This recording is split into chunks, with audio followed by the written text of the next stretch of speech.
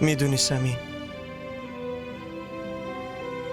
بعضی وقتا مرگ آدم ها رو سنگدل میکنه. مرگ حتی میتونه آدم ها رو دشمن همدیگه کنه. مرگ مامان منو سنگدل کرد. امروز خیلی جدی به نظر میرسی.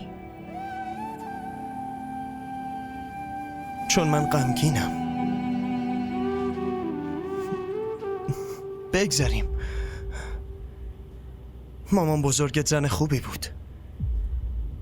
من خیلی کم تونستم اونو ببینم، اما دیدنش بهم آرامش میداد.